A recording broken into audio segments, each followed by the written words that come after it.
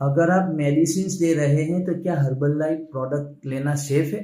इस बात को क्लियर कर लीजिए दोस्तों। इसका आंसर बहुत ही सिंपल है, हाँ, आप हर्बल लाइफ ले सकते हैं, क्योंकि हर्बल लाइफ कोई मेडिसिन नहीं है दोस्तों, ये एक न्यूट्रिशन सप्लीमेंट है।